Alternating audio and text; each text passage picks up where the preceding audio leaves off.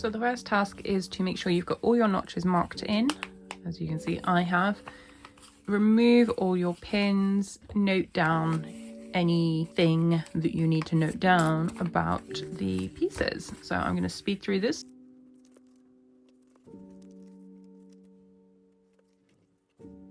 If you're making this as an actual garment, your next job is going to be to finish all of the raw edges. I'm not going to overlock all these raw edges because it's a sample ready for teaching purposes only, okay? So we're just going to crack straight on. So step one is to actually get your bodice fronts and backs done. So for me, I'm going to sew straight down the center back. You can see I'm using an old toile from the ink. I've mentioned again and again, I'm all about sustainability. As much as I can be, I am. So we're going to sew straight down the center back, and then the front is on fold already. So when we have done that, we will also going to do the side seams. Now I didn't measure the side seams to check that they were the same length because I had extended one and not the other. I have, however, marked in the notch. Can you see? And that is what we will pin to and from, and then the rest. Oh, it does fit. Look at that. See, I tried without trying. And then the same on the other side. So we're going to sew those 3 seams. Bum, bum, bum. And then I will come back and show you what the next stage is. I'm hoping that my seam allowance is accurate. 0.5, yeah. I'm someone who normally sews with a 1 centimeter seam allowance, and for these miniatures I'm sewing with less, and it's a case of, well, I hope I'm getting it right. Ow, crap. And there's a broken needle. First one in a while.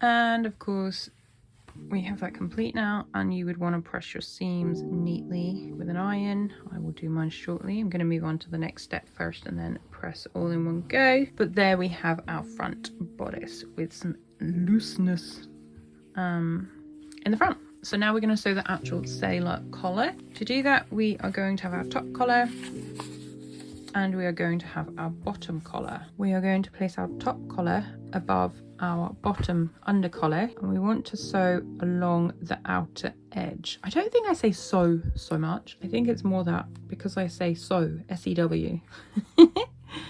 Match up your notches. Oh, look, see, my notch was trying to go a bit skew there. And that's because of the extra. The top collar is, we're going to have to sew the top collar with some ease to make sure it rolls under. Okay. Oh, I'm only sewing with a 0.5, aren't I? That's going to be annoying as well. And then all the way up to this point here, we'll just pop a pin in. This is kind of across the bias, so make sure, like, not a complete 45-degree bias, but it is cutting across the grain, so it will try to stretch. If you feel the urge to interface your top collar or under collar, you are welcome to do so, but beware that it will become more structured, so it depends on what your ultimate look is for your garment. If it were a shirt collar, I would be interfacing the top collar, not the under collar, but this isn't, so I'm not. Also, again, it's a sample. There are some things that if I'm making a sample size, I will interface, but then for other things where it's not really necessary, there's a little point doing that. And I don't know if you enjoy these chatty videos. I recently watched a video and everyone was commenting, oh my god, straight to the point, no music, no talking, amazing, just what I needed. And it's like, well, I'm not the person that's creating videos like that. I'm here to have a conversation with you and chat. So there we have it. I'm gonna go and sew that, and oh, can you see that? And then I will show you what it looks like. I've just been trying to pull my camera closer to the sewing machine, and then I realized I'm about to pull my book stand off my bookcase off the wall. So here we go. Did I mention how much I really don't like sewing with such a small seam allowance?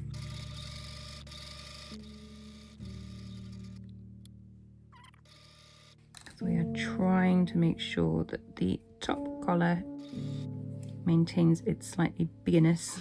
So that's gonna work. I think we're gonna get a crease.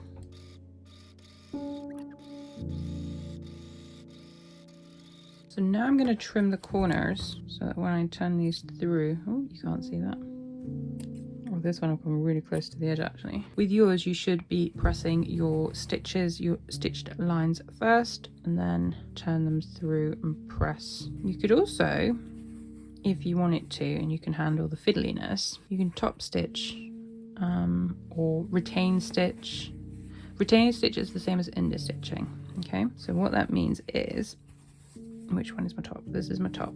So you would sew it so that the under collar edge here, you would sew along this edge, okay, like an edge stitch, but it's called under stitching. In fashion industry, we actually call it retain stitching, but the home sewing community calls it under stitching because you're stitching under the fold stitch line, and it just kind of helps to keep things neat.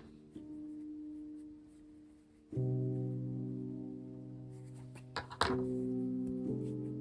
need to get in there with something a bit nicer because it's a bit wonky. And then the same over here. And what you'll see, see, we've got a hole. It's because I just sewed too close to the edge. Is once this has been pressed neatly, it should fold under because the collar, the top collar is slightly bigger than the under collar. Let me show you what that means. Can you see? When we're looking at it now, the fold that was created, the seam line that's created from our stitched line, sits just underneath, so you can't actually see the stitch line at all. Well, you can here, but that's because I've got a dodgy corner. Okay, I'll give it a good press and then I'll come show it to you again.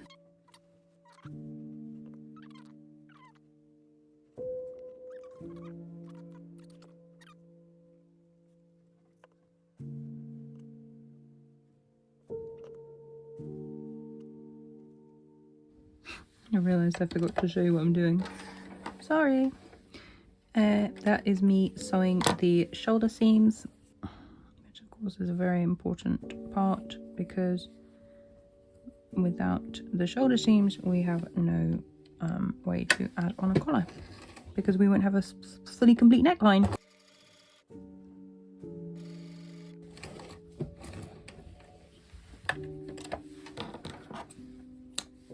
There we go. Oh my gosh, it's so heavy. Let me press that as well. Okie dokie. So we have the finished bodice section put together. I'm going to pull it all through. And there we go. We also need to trim any loose threads. I could, of course, go and stay stitch the armholes, but it's a toile sample, so I don't need to. With the collar, top collar should be facing upright. Start with the center back like so and pin it into place. Then match up your shoulder notches, which you can see I've got here. I'm going to sew from the inside or the outside?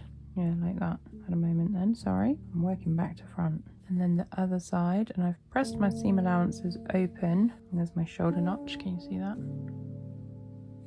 So far so good, it's matching perfectly. I'm a little bit concerned about the back facing that I created though, because we saw that when we started it looked a little bit too small. And then we would continue down the front. Do you know what I'm going to do? Is go like this. Make sure, so your under collar is resting on your actual garment face, the right side. Do you know what we're going to sew so far, and then we'll deal with that.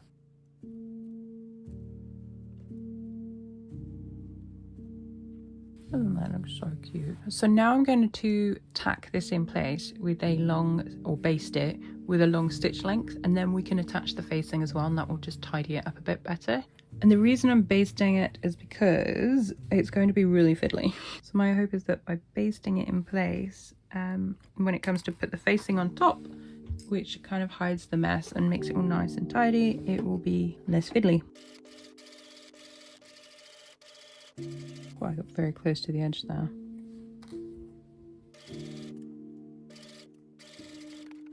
Okay. Oh my goodness, I'm such a plonk.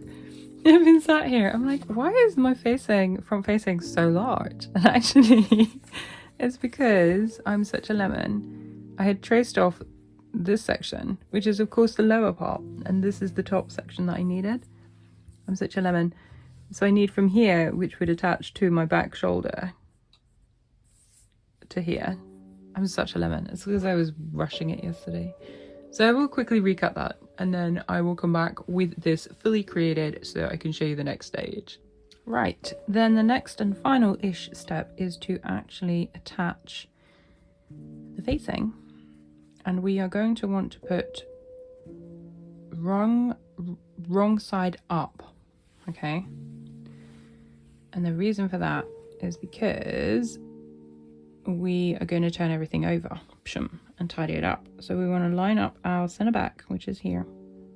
And I am doing the pinning as this in the hopes that I'll be able to remove them more easily. And then I hope you can see this. I didn't check. I'm so sorry. Sometimes I get so caught up in what I'm doing that I forget to actually check that what I'm supposed to be doing, which is showing you a tutorial, is actually happening. And then now in an ideal world, you will, and I haven't, you will have sewn up your center front of your facing. I haven't. I'm going to do it now quickly, otherwise I'm going to get into trouble for showing you wrong. I could not be bothered to bring my sewing machine closer just for this seam. It also didn't have to have the seam all the way the length, but I've just gone with it anyway. Oh my gosh, I'm so hungry. And then of course you would have pressed this seam as well. I think I forgot to have some breakfast this morning. I have raspberries that I prepped. I forgot. Oh no, it's late. Hide the time so you can't see how late it is and tell me off for not having eaten. My dad will tell me off if he watches this, but thankfully he won't watch this. So we are lining up. Can you see what I'm doing? I'm lining it. Oh my gosh, it's so fiddly. It's so much easier to do this as a big outfit and not a small one. So what we want to do is we want to make sure I'm not cutting into this V yet, okay? We will need to, but I'm determinedly not doing it. So I want to make sure that when the seam allowance of the facing is turned out, everything gets turned under. So maybe I'm just gonna squish it like that anyway. Oof. There, right. Then we're gonna do the same this side. We want to flip the tail. Thank goodness for having basted it, huh? See, people are often like, oh, I don't want to baste, I don't want to like, Well, actually, basting can be really helpful to make sure you get what you need done where it needs to be done. Now this is where it's going to get a little bit tricky. We might come back to that bit after we've removed some pins, so let's sew that for now. So we are going to start in this section here and 0.5 centimeters. Evie, must not forget it's 0.5.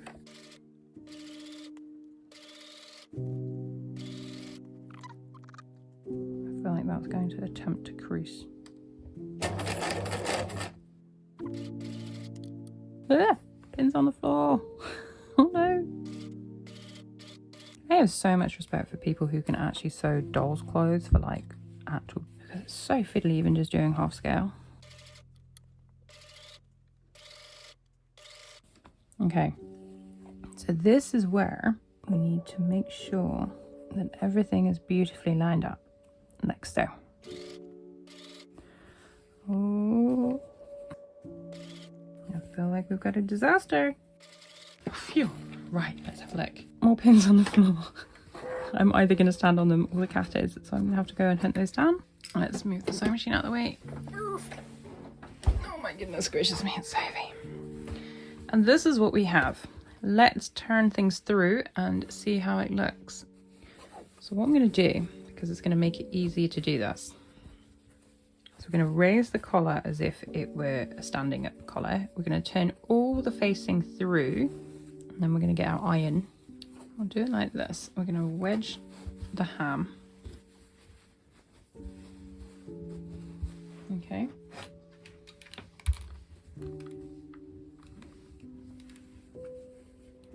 And the good thing about doing it on a ham is that you can get really nice curved should be photographing this, but people are just going to have to watch this section in the tutorial because I can't be going back and photographing. It's going to take forever already. Maybe I could just do still photos from the tutorial and add those in like screenshots. Oh, I haven't clipped. Oh my gosh, Eve, you're such a lemon. That's part of the problem, my friends. We haven't clipped, although I don't know that I have much space for clipping. We're going to chop off bum, bum.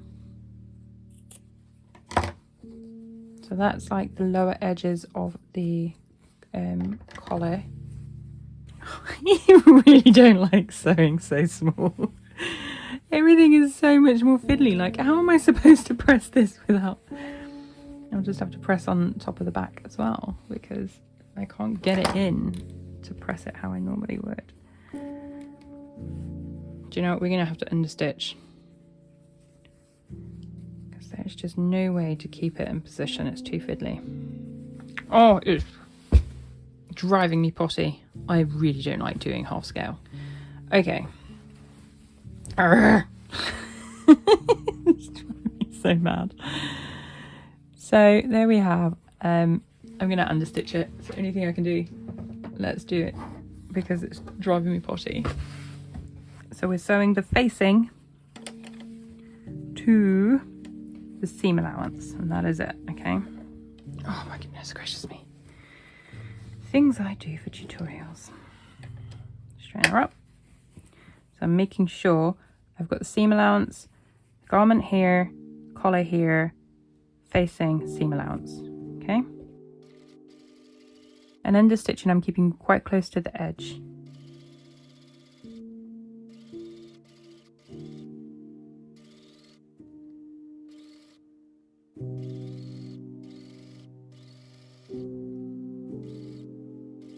Oh my gosh, I might like boycott this whole miniature situation and do full size in future. I do have some full-size samples actually, which I should show you. Oh, maybe that can be Sunday's vlog. Right, so now, in theory, once you've understitched it, ta-da! See, it already looks better now. Sometimes you just need to understitch stuff. We need to iron her.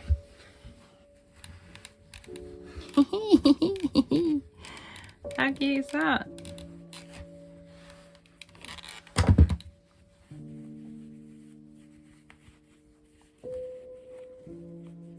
It's so cute. My tailor's hand wearing a sailor collar. And of course you could have it extend it down so that you have like, you can tie it up at the front instead of having it fully attached like I've got it. There are all sorts of things that you could do. Okay. My goodness. Isn't that cute? Right, we'll put it on the lady. Could have done it with a better point there, but let's go for it. Let's remove her existing bodice, which fits so lovely, and pop on her new little sailor collar top. Hopefully this is going to fit over her shoulders. It should do. Yay!